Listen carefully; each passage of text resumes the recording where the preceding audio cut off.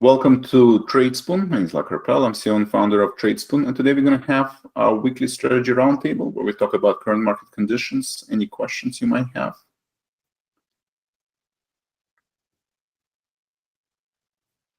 Before we begin, let me know if you guys can hear me and see my screen. We'll begin shortly after. Faust, good morning. How are you? Can you give me a second?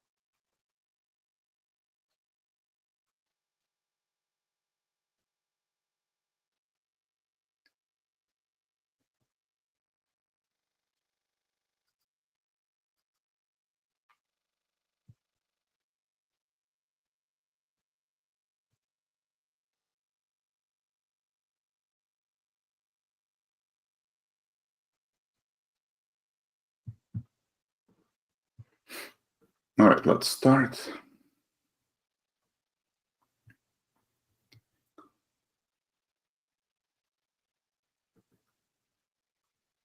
Welcome to Tradespoon. My name is Vlad Karpel. I'm CEO and founder of Tradespoon. And today we're going to have our weekly strategy roundtable discussion where we talk about current market conditions, any questions you might have about your Tradespoon subscription, and how to navigate current market volatility, what works, what does not.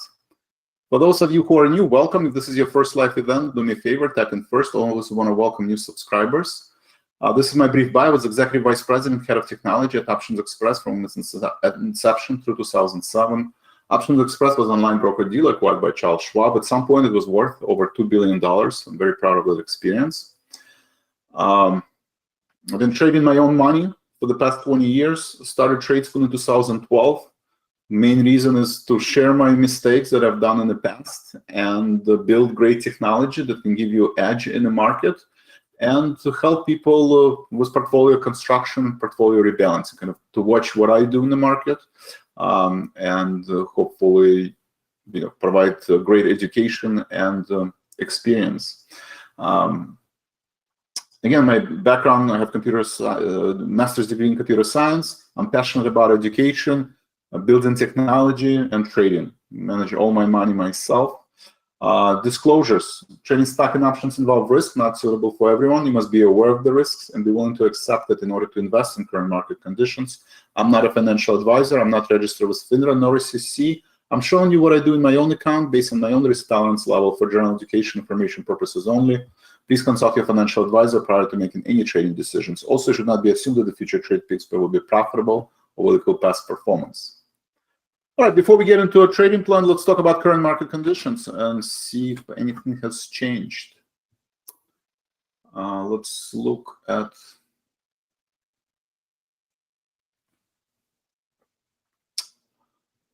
Ukraine. All right, watch list. So main development is, again, retest of this 2.7% interest rate on 10-year yield. Looking at the announcement flash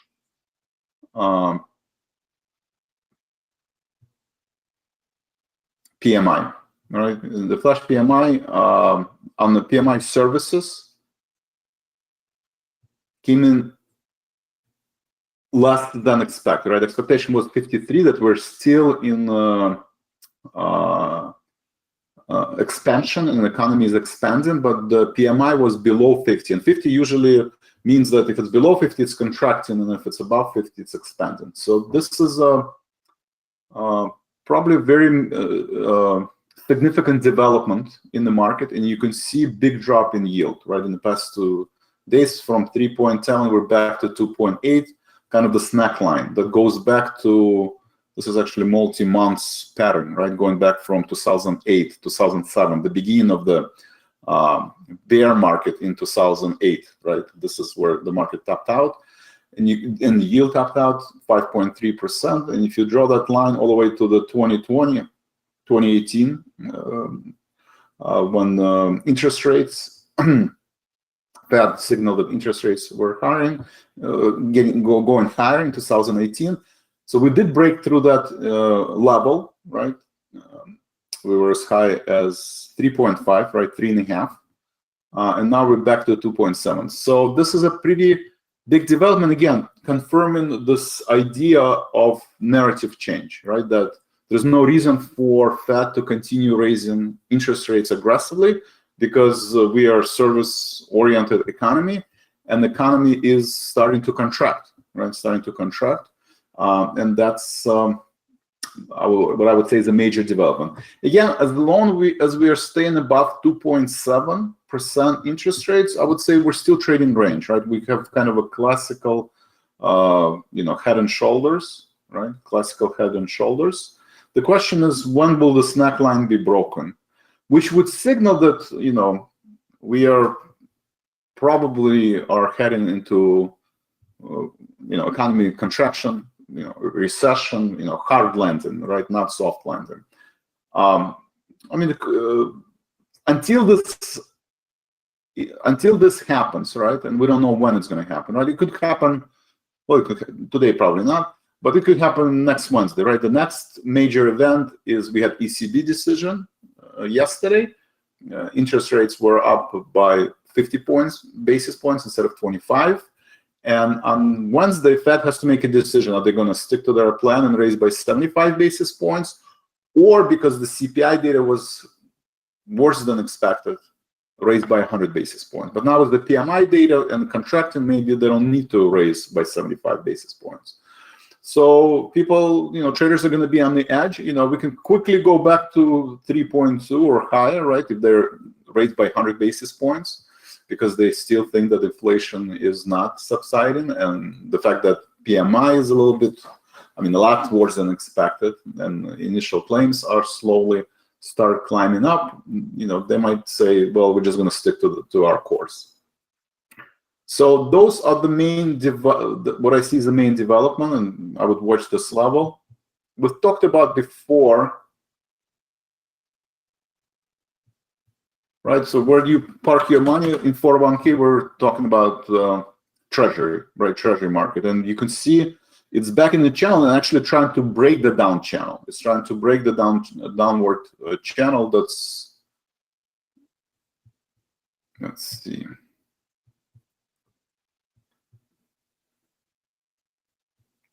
There's a downward channel from the November of 21, when the yield bottomed in November 21.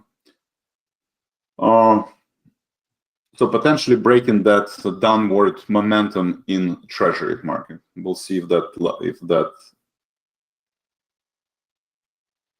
continue. You do have an overhead resistance around 119. So, but I think it's just a matter of time for treasury to continue going. Treasury prices to continue going higher, yield to continue dropping, because PMI is contracting, earnings are not as, margins are contracting. That's the theme of the 401k. Still headwinds was the strong dollar, wage pressures, input costs, and subsequently margin contraction. So that's important to look at, and the dollar. All right, dollar pulled back actually broke through this consolidation 106. I mean, again, a 20-year high. It's a little bit overdone. I think it has a little bit more room to the downside around 105. That's providing a little bit energy to the market, right? High yield continues to go higher, so still risk on. And today, semiconductors, QQQ are pulling back, right? Pulling back because of fears of recession, and a little bit conflicting, right? High yield is up, but ARK is down. Small caps, Russell 2000 is down, but Bitcoin is slightly higher. So that's new development in the market. Again, Spiders reached our first goal, right? We closed the second gap after the CPI print in June, and the Fed decision. We're trading above this trend line, reached 400 level. This is the first gap. I think the market, it does open the door for market to reach the June high. Sorry, February. It does open up the door to reach this main long-term, I would say, resistance one, right? Which is the February low, around 407 level, 400. So this is the first. So very little room to the upside, right? Maybe another 1.5%, 2%. And this rally is probably where it's gonna top out, right? So very little room to the upside. Pendulum swings to extremes. Next level of overhead resistance would be January low, right? January low, which is around 420. Right? A lot of people would love to see 420 and close. Support one is 390, and then support two is 380. Right? These are where we saw market spend a lot of time, and then 370 again. And this is a weak support, stronger support, and much stronger support. So we'll see next week. Potentially we can trade in this range, right? One choice is we trade in the range for the next week or two, right? Choice number one. And then choice number two, either continue to rally to 420 level or drop to 380. But the main question again remains, right? We spend a lot of time. People keep asking me. The $1 million question is, is this a bull market, right? Are we trading in a bull market, or are we trading scenario two? Are we trading in a bear market, right? Because definition of the bull market. The explanation that bulls provide that, this is healthy 25% correction, 20 to 25, maybe not healthy, right? Usually 20%, 25 is not very healthy. But this is, soft landing, right? This is the soft landing. Basically, the bull will say earnings are still strong, right? Tesla is up 10%, record number of deliveries, Morgan Stanley is still, generating a lot of cash flow. Pepsi doesn't see any effect on the consumers. Steel companies like STLD, Nucor said that there's no decrease in the orders for steel, which is a very good sign for the economy. So, and PMI is down, right? PMI is down, and there's no reason for Fed to continue increasing the rates, right? Because we're contracting, right? The economy is contracting. Why would you continue raising interest rates if the economy is contracting? And the oil prices are going down. So that's the soft landing. This is the bull's argument. Very strong argument. It has certain probability of becoming a reality, right? It's not zero, but it's some kind of probability. Right, and then the bears will say, we have yield inversion, right? Flattening of the yield curve, dollars at 20-year high, margins are contracting, still supply chain issues, still, wage pressures, and what else do bears say? And it's just, it's been 14 years of a bull market. It's time to sell off. So that's hard landing, right? Hard landing.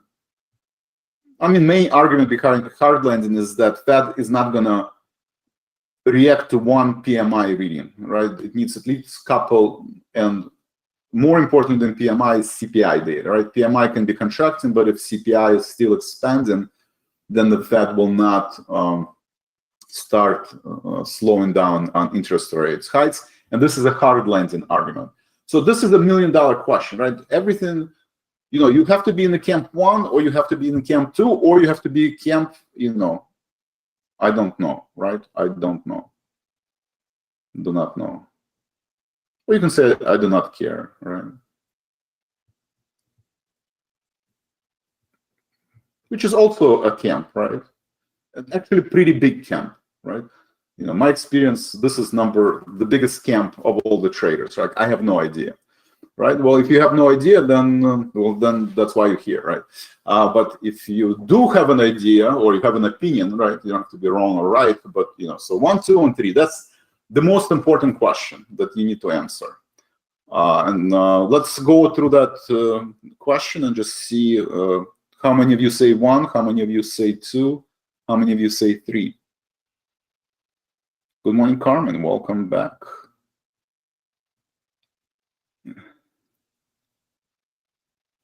Pelosi's husband. Okay, Carmen, thank you. We can always ask Pelosi. All right. Okay, so choice number 1, choice number 2, choice number 3. This is a very important question. Like, you can't really do any longer or medium-term investment if you don't know if it's 1, 2, and 3, right? How many bullish, how many bearish positions do you have? And even day trading, right? You have to look at certain bias in the market to determine, where the market, potentially is heading.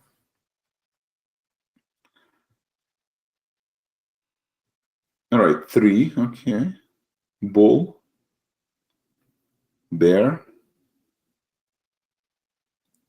Anyone else? Not a lot of participation today. 2, okay. Trader 2, all right.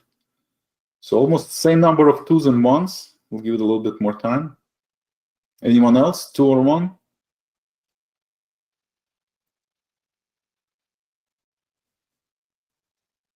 All right, so more 2. I mean, 2s are slightly winning. Anyone else? Whatever is, all right. So it seems like we have more more 2s. And I would say this is probably a consensus right now from all the research firms, from all the wealth management firm, is that we are still trading in the bear market, right? By definition, bear market is 2 consecutive quarters of negative GDP and earnings contraction, and high unemployment numbers, but pullback more than 20% in the stock market. Bear market, by definition, more. So, okay. So that's my opinion also, that we're trading in the bear market.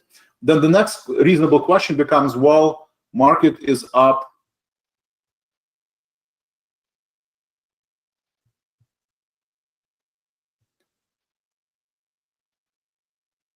Right, market is up 10%, right? That has been the magnitude of the rebound in January, February, May, right? Every time we have these violent rallies inside of the bear market, it's about 10%. I think this one in February was about 13%, right? So it's either going, the rally is either done at 400, right? Or potentially maybe another 4 or 5%, will get us to 415, 420 level. Right, another 5% would be 420. So that's also possible, right? Somewhere between 410 and 420. So you can see that, my core scenario reached 410. I would say maybe 425 is the best case scenario, right? This is the best case scenario. This is the core scenario. Then the question becomes, well, what's the risk versus reward, right? The reward is 5%, right? We can potentially rally another 5%. The risk, if we are trading in the bear market, then by definition, this was not the bottom, and we will probably drop to 360 or below. That's at least 10%, right? So at this point, the maximum reward is 5% in best case scenario 5%, or in course scenario that's it, or 2%, and then 10% drop, or obviously more if it's in bear market, then it's going to be beyond 10%. So risk versus reward doesn't make sense to be overly bullish in the market, and this basically implies that at least be market neutral, right? So now you have to create your portfolio composition, right? So how many bullish, how many bearish do you have position, right? When the risk versus reward is limited, but let's say you still think that we can get to 410 or 420 level, then I would be market neutral, right? For every 2 positive positions, I have 2 negative positions, and stick to 4 positions, right? Because there's not a lot of room to the upside. Or, I mean, if you're overly bearish and you think that we're going to top out somewhere between 400 and 410 course scenario, you can say, 1 positive and 3 negative, right? But that's the portfolio composition. If you believe in hard landing, if you believe in soft landing, some of you did say soft landing, right? So this is hard landing, and this is soft landing. Well, if you say soft, I still encourage, you probably want to have 3 positive, right? Because you think that we're going to reach all-time, close to 460 or 470 by the end of the year. So maybe 3 positive, and, I would still have 1 hedge, 1 short position, right? So this opinion impacts what your portfolio composition should be. And I encourage you to always be long and short, right? Because ultimately, nobody knows whether we're going to have a soft landing or hard landing, right? Most of the research basically says, hard landing is probably, at this point, maybe 45%, right? And soft landing is maybe, the research at least that I follow is 15%.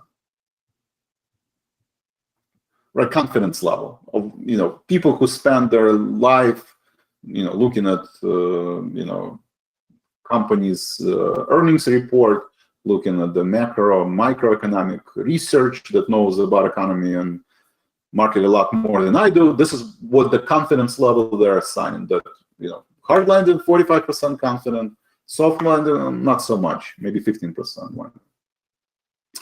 So that's a very important decision, and that's I encourage you to think about. Never be always. Going back to game theory, right? You have to understand the game theory.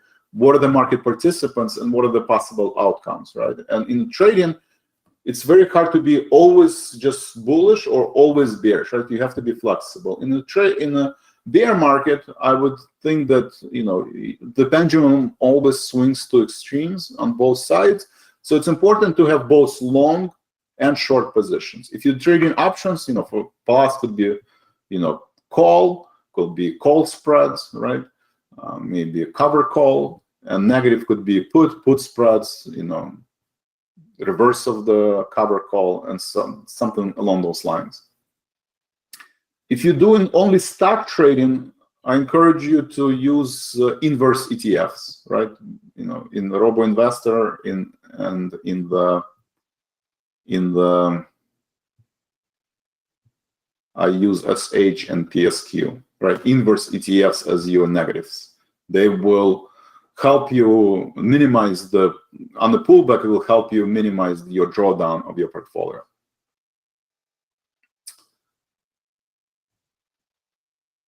Any questions?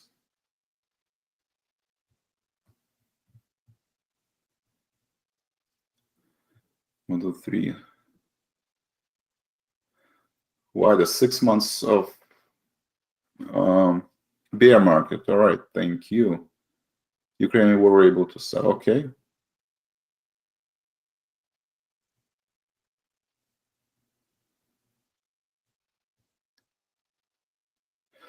Carmen, so the question on active trader, yeah, if there is no volume on options, then maybe this doesn't make sense to trade options, right? We give you a choice, either stock or option. So you either trade stock, or if the option is illiquid, you either select strike price that has different open interest and volume, or you don't trade that options. But we are trading in the summer. It's been a common question, right? The question was, let's go back.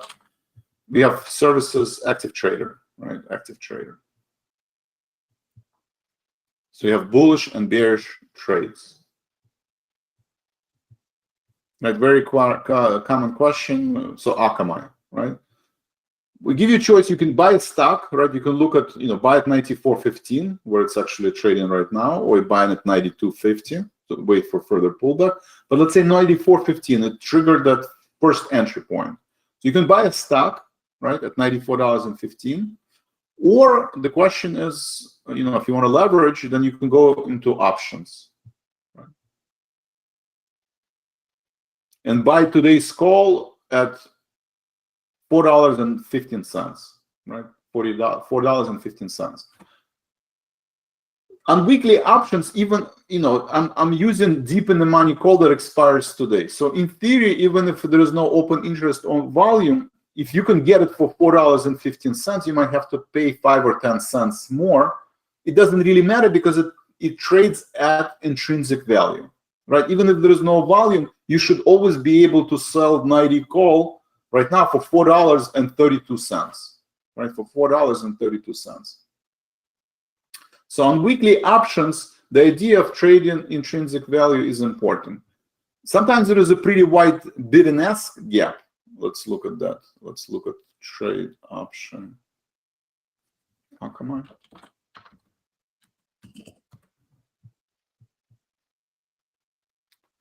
Let's look at Akamai. 90 call, right? So 90 call.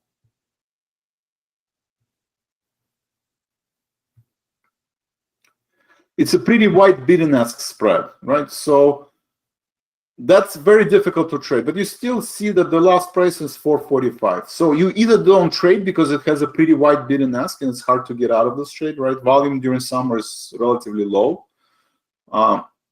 And that's probably my choice, or find something that's, all the options pretty wide bid and ask. So trading options, since it's a pretty wide bid and ask, then I would either stay away or put an order to buy at the intrinsic value, right? And you don't, even you can do 93 call, right? You can buy 93 call, put an order for $40, $45, right? To give a little bit to the, but I would definitely not buy at the ask, right? Because if you buy at the ask at $90 plus $4.80, that's $94.80. You're overpaying by 0.5%, and the Akamai might not even move by 0.5%. So you have to be, when you have wide bid and ask spreads like 90 call, I propose to always use intrinsic value, especially on weekly options that expires today. You should be able to buy 90 call for right now for $4 and maybe 35 cents, right? And I would not pay more than, let's say, $0.10 for this trade. If today was Monday, you might have to pay a little bit more, 20 cents. So that's a great question. During summer, it happens more often than not. Again, you have a choice either to trade stock.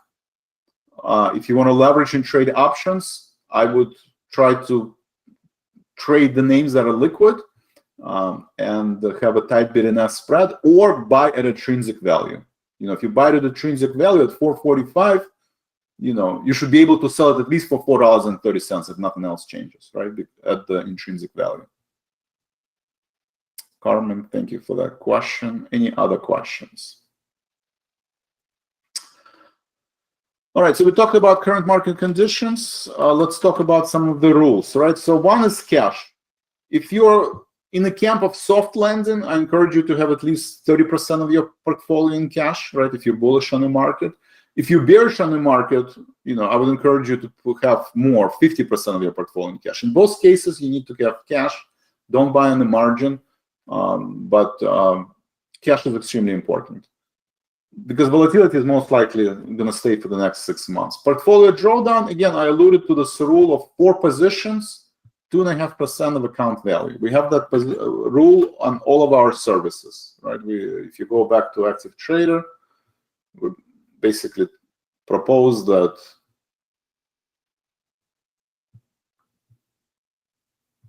in the notes, 4 active position, maximum loss of 2.5% of account value if you hold in position overnight. Should be 1% if you hold it less than 1 day. So why is this rule important? Why is the rule important? Only 4 positions at 2.5%.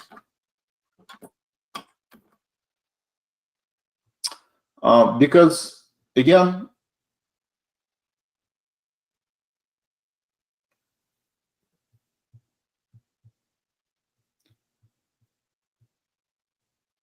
you have different scenario, right? So scenario 1, you have 4 positions, right, at 2.5% of account value. So if, let's say, people who said bear market, let's say bear market resumes, and we have a pullback of 10%. Let's say Fed raises by 100 basis points and says that inflation is still, rampant. Then all of a sudden we have a drop of 10%. Right, revisiting recent lows, and then if all 4 positions are bullish, right, then you could be down 10%. Scenario 2, you have more positions, right? You have either, let's say you have 6 positions, and sometimes you convert in your trades into investments, right? It's down 2.5% of your account value, but you say, you know what? It's a soft landing. Apple is a great stock; it's going to continue going higher. So all of a sudden now you have 5% stop loss because you're realizing that we are breaking lows and yield inverts further, and you're out, right? So you have 10% drawdown, right? You're down 10% if the bear market resumes, versus you down 30%, right? Right. So for that reason, I always propose scenario 1. Since you don't know exactly whether we're going to have a soft or hard landing, the most you should have is 4 bullish positions, right? If you think soft landing at 2.5% of account value, 10% loss, right? Because how do you determine 2.5% of account value? I propose again with trading in a bear market, it's coupled. All of the stocks are coupled, trading with high correlation to each other. Let's say you think, okay, we're soft landing, we're heading to 420, at least 420, right? Okay, so you have 20 points to the downside. What's your downside? Well, probably if you think that the market is going to get to 420, it's going to take a few weeks, maybe a few months, right? So then I would not assume 390 stop loss. I would at least assume, 370, right? 2 weeks ago we were at 370 level. So you have, 30 points to the downside. Right, you have 30 points to the downside. So you can assume 30 points to the downside. You can say, no, Vlad, I think bull market is going to continue going higher. So you have 10 points to the downside. Or you can say, this May low, it's the low that the support last few months. So 20 points to the downside. Right, so 3 scenarios on stop losses. So stop loss, right? Scenario 1, it's 10 points, right? Depending on your view on the market, right, and how conservative or aggressive you are. So 10 points versus 20 points on S&P versus 30 points. Your percentage of account value should always be 2.5%, right? You should never risk more than 2.5%. So average account is $10,000, right? In Tradespoon, that means 2.5%. You multiply this by 2.5%. That's 2.5%.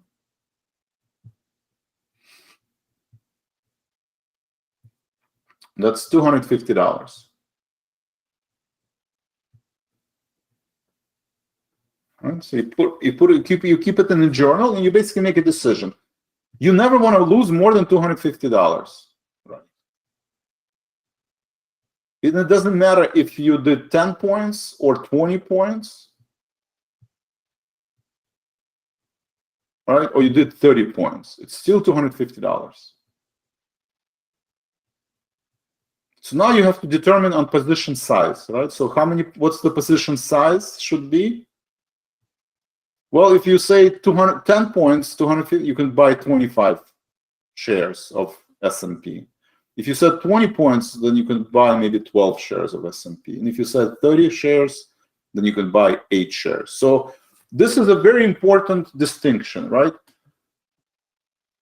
You want to give yourself more time, right? Based on your personality, how aggressive you are, you will choose, if you're very conservative, you'll say 30 points, right?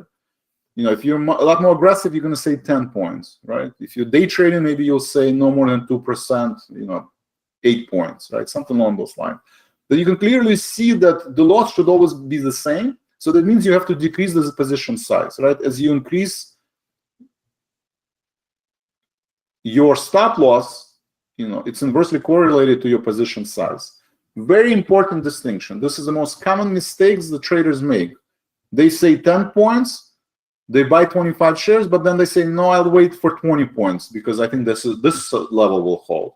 And then you say, no, I think 30 points, this level will hold, or this level will hold. And all of a sudden, instead of $250 loss, here you're going to have a $500 loss, right? And here you have $750 loss.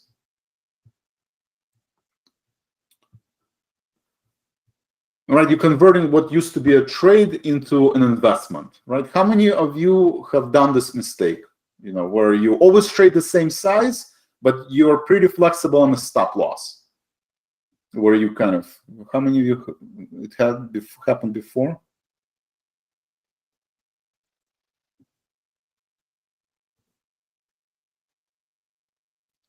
Huayda, thank you.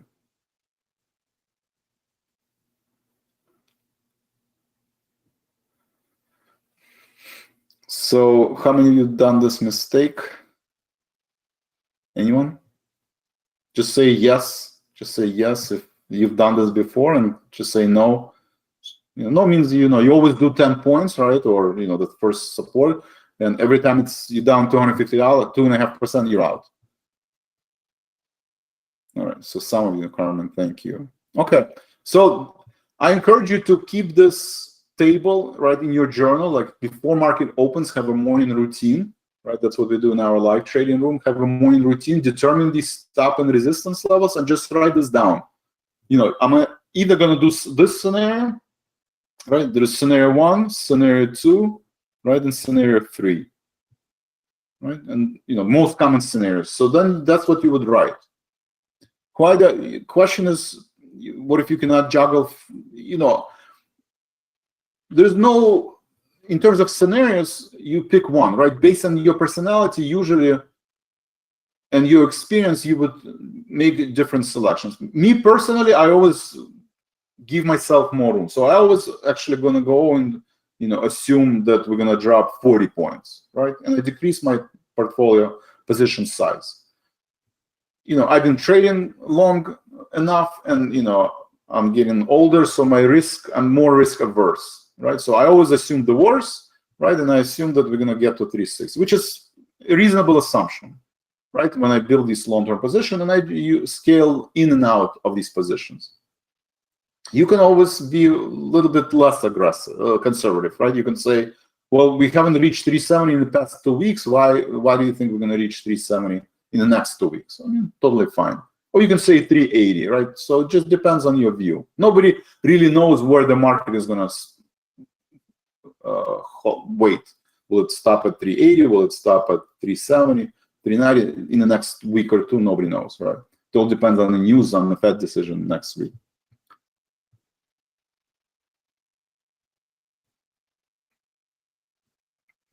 So in terms of strategy, there's different strategies I'm utilizing, right? So one strategy, let's look at recent trades. Well, QQQ, this is the latest. So one strategy is to sell out of the money put spread, right? So this is an example where, let me just.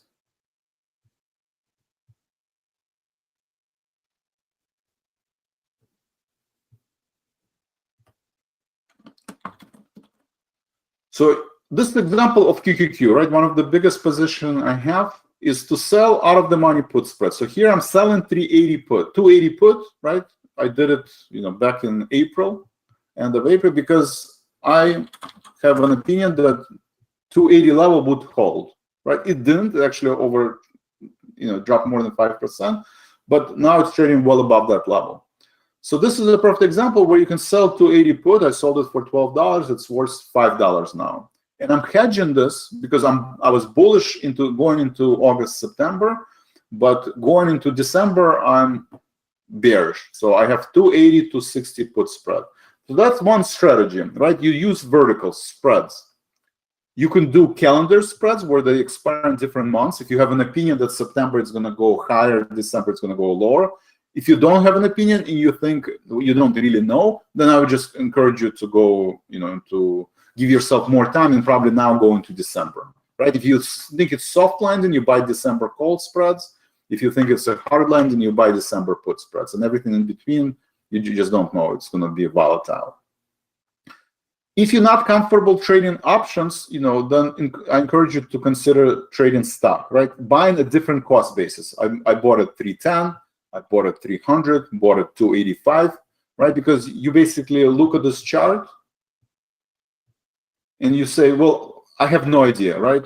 It could be, this could be a support, right? This could be a support. This could be a support. So you basically say, I'm going to buy, if you think that this is the bottom, or even if you don't think this is the bottom, you take your trade and you divide it. You're going to buy at each of the support, right? And you put 30% or 50% increments, however you look at the support resistance levels. But you buy them in increments and you use dollar cost average.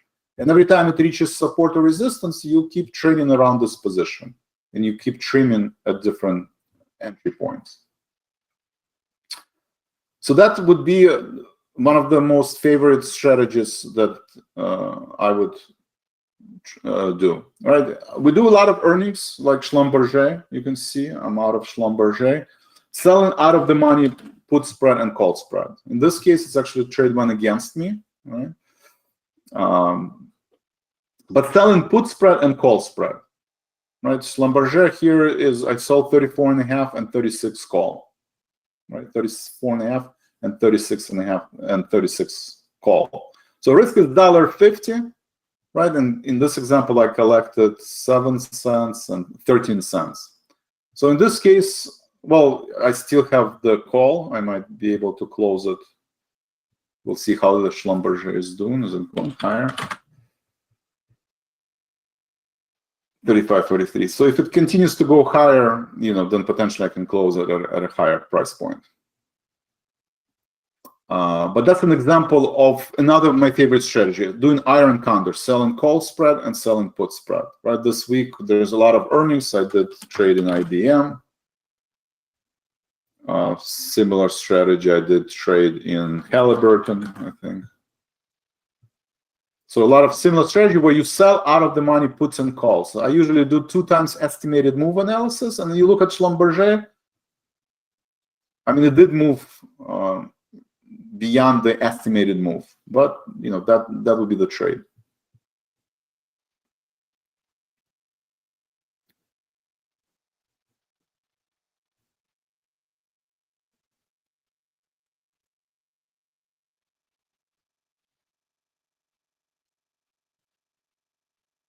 Thank you, Carmen. Michael, thank you for sharing. All right, so that's to answer your question in terms of what are the favorite strategy. Right now, the idea is that you still have elevated VIX volatility, and VIX is going to stay elevated. So the most popular strategy, if you think we're trading in the bear market, you pick your levels, right? And you use what's called option ladder, right? You use option ladder. You basically say, one way to approach the market, basically to say, I don't know where the bottom is, right? The top is, right? You can say, we're going to top out here, or we're going to top out here, or we're going to top out here, right? Those are your 3 resistance level. Resistance 1, resistance 2, resistance 3. So what most people do is basically say, okay, I'm going to start selling call spread, right? Let's say I'm going to sell 410, 430 call spread, right? So sell call spread, 410, 430. And I'll do 1 contract at this level, right? I'll start 410, 430 because I think this 410 will hold.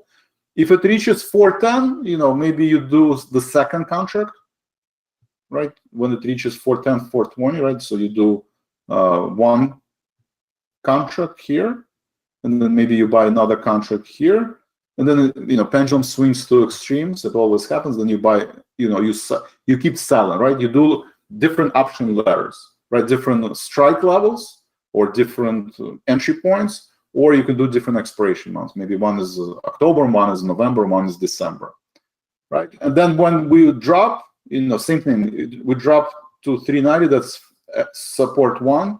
We drop to 380. That's support 2, right? We drop 2, support 3, and 362 support 4, and same thing, right? Maybe you do, if you're bullish, right? Then you can say, I'm buying one contract here, and then I'll buy different strike price, different expiration months here, and then another contract here, and another contract here. And the idea, if you buy at 1, 2, and 3, and let's say in October market breaks to 350 level, again, you don't want to be down more than 2.5% on that trade, right? So that's important. So for option trading, I would just always do one contract, and try not to do, depending on your portfolio size, maybe QQQ is inappropriate because it's a $300 stock, and I would do maybe XLK, right? Something that's, or something that has a different value. Because the most common question I get always, which is a reasonable question, right? Basically say, well, Vlad, if I have 4 positions, right, that 2.5% account value, right? Let's say I buy calls, that means 10%. That means I have 90% in cash, right? And they're like, well, I've never heard anybody have 90% of their portfolio in cash. That doesn't make any sense. So I'm going to start deploying, either risking this rule or risking this rule. My answer to this is that you never have 90% in cash, right? Most common strategy we said is either sell call spread or sell put spread.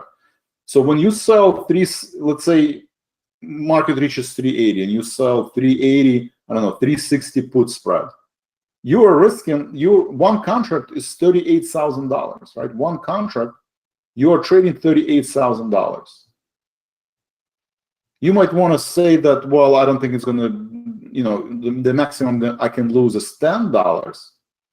10 times one contract is $1,000, right? But in reality, you are investing $38,000, right? So just because you're trading options, you should always translate them to equity, right? So if you're a stock trader and you're trading one contract of spiders, you're trading $40,000. Option just allows you to trade $40,000 by risking a lot less, but still keep in mind you don't have 90% in cash when you're trading options, right? One contract of spiders, $39,000. One contract of high yield is $7,700. So realize you have different exposure, different allocations, and you're taking different risk. So in terms of services at Tradespoon, I went over Elite Trade Circle. It's very important to be part of the community, right? You want to be part of the traders community. You want to be able to ask questions anytime you have them. You want to be able to see what people are doing. So the best thing we have to offer is this Elite Circle. Why is this the best service we have? Because we have morning bell and closing bell. So you can participate live and see how I trade. And Scott, we have another trader, Scott, so our head coach for our coaching program. So we have morning bell and closing bell. And you have recordings, right? If you cannot participate in morning bell and closing bell, you can either watch the recording or you can enter your SMS, phone number, and you will see all of these trades real time. You'll get an SMS message with trading. You'll have access to my orders and positions real time. Right, so this is the best service, and I think it's very important not only to get signals, right? It's one thing to get signals, but then you have to have a context of these signals. You can buy one contract of Schlumberger, you can buy 10 contracts of Schlumberger. Maybe I have XOP position and I was willing to take more risk on these calls, right? You have to, maybe I did the ratio spreads. So it's very important to be part of this experience and ask questions. So if you have ability to participate live, I encourage you to always do that. If you don't have ability to participate live, I encourage you to review the recordings, because a lot of people just want to get signals and press the button and off you go. That is not an effective way of trading, right? There's always context in which the trade is made. And the only way to know this is either participate live or review the recordings. Every day at the open bell and the closing bell, we have a recording that explains every single trade, why I made this, what are the risks, what are the advantages, what are the disadvantages, and you have to know them, right? You have to know them and you have to follow them. Any questions?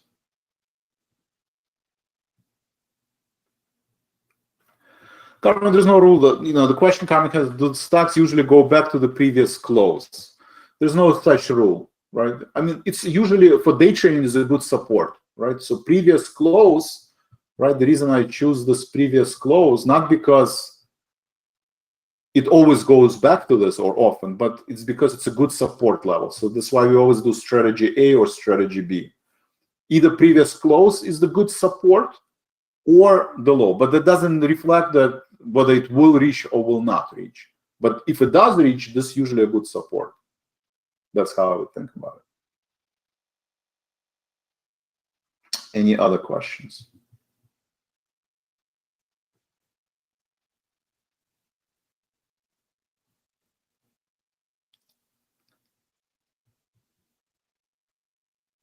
Thank you, Carmen. Thank you. Dr. America was great. Thank you. All right. Any other questions?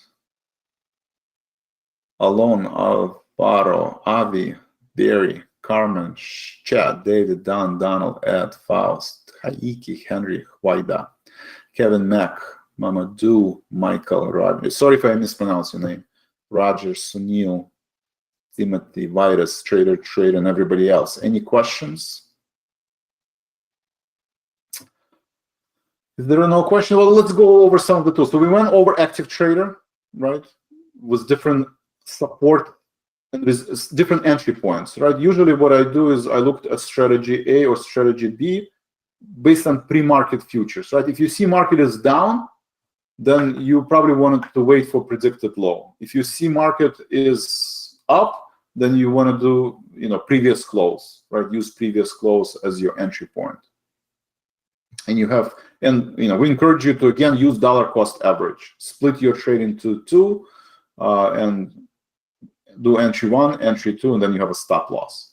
And the same logic applies for weekly trader, monthly trader. Stock Forecast Toolbox is a great tool, right? It shows you short-term, 6 months prediction. 6 months prediction is that market will top out 413. That's one of my reasons that I think best case scenario, we're already at 400. Best case scenario, spiders will reach 413, right? The question becomes, well, will it stop at 413.77? Well, I don't know. But the model basically says that the core scenario will reach 413 level. In my experience, I've seen market overshoot or undershoot by 5%. So if it's at 425, 428, I'm not going to lose sleep over it. I understand that it can happen. But at least I know at 413, it's overbought. When it was at 360, it's oversold, right? And anything in between, it's a flip of a coin. So this is a long-term model that shows you what the current trend is. And same thing you can do for 10 days prediction, right? You can look at the spiders for the next 10 days. We're predicting that 400 is going to stay. 388, if you're a day trader, you should consider buying. And the trend is neutral for the next 10 days. The trend is neutral for today. So that means once we reach 398, you probably don't want to chase the market, right? The market reached today 399.81, and now it's pulling back. So, right? So this is a perfect example where if you're a day trader or if you're swing trader or long-term trader, if you want to buy this market, you probably don't want to do it at 398. It's overbought. You much better try to enter the stock market when it's close to 390, and right now it's 396. So this is, and the market is volatile. It's pretty big distance, right? $10 on a $400 ETF. This is 2%, right? So market can move 2%. So at least pick a midpoint if you want to be bullish and enter in long position. Because if you buy 398, you probably overpaying by at least 1%. If you can save 1% on entry and 1% on the exit, that can accumulate over a long period of time.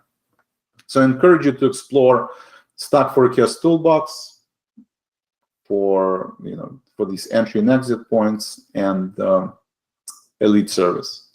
Any other questions?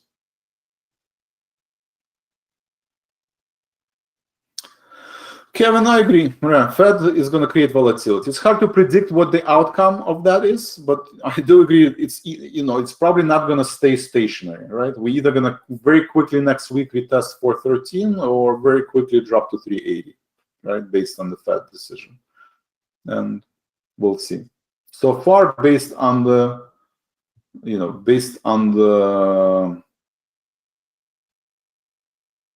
Treasury market, which is extremely important. Market doesn't see 100 basis points rally, right? Market sees that actually Fed is going to change its tone. Well, maybe not in this meeting, but maybe in September meeting, right? Because nobody's buying yield, right? Everybody's selling yield, right? Because of all of the red flags that you can see in the current economy. Thank you, Kevin. Don, thank you for your help. Thank you for your kind feedback. We'll see you soon, Carmen. Thank you. Oh, selling yield, yield dropping, that expression you selling the yield, right? This is a 10-year yield. People are, buying. They're buying bonds and inversely correlated, so selling yield, right? If you're bearish, the synonym is selling. So you're selling yield. That's what it means. All right, anyone else? Any other questions? All right, so a few announcements. YouTube, right? How do you stay connected? How do you become part of community? I mean, obviously buying elite subscription is financial investment. If you're not ready to do financial investment, I totally understand. On Wednesday, we have a free session on YouTube. So on Wednesday at 8:15 in the morning, 1:15 p.m., you can participate live. Ask questions live. So I encourage you to sign up for a YouTube channel. Click on subscribe button. This bell is very important. So please click on subscribe button. And if you enjoyed the session, if you think that this gives value, let's say this, you can see live trading room. You can click, right, and take this video and share it with your friends. Right, let's see, open link in a new tab. Right, you can take this video and if you're part of any traders community, right, if you're on Facebook or Instagram or Wall Street Mavens or any other forums that traders hang out, and you like the content of the video, that I would greatly appreciate if you take that URL and you paste it into your forum and maybe put some comments. Vlad has a good opinion about recession or CPU or whatever, gold, treasury, whatever you like about that video, that would be greatly appreciated. And finally, I'm also on the board of gate.org.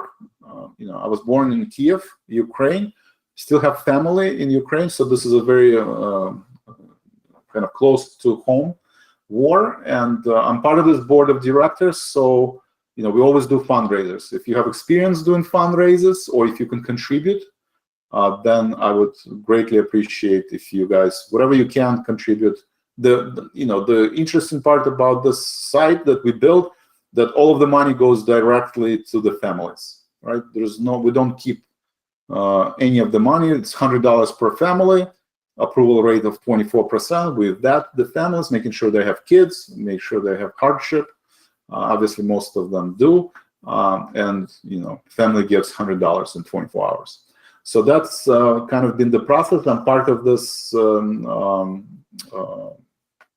I think, good cause to help out families. So gate.org, anything you can contribute, greatly appreciated. All right, that's all I have for today. Thank you very much. You guys have been great, and I'll see you at the closing bell, or I will see you on Monday. Thank you very much, and have a great weekend. Thank you. All right, Henry, Carmen, Wida, thank you, guys.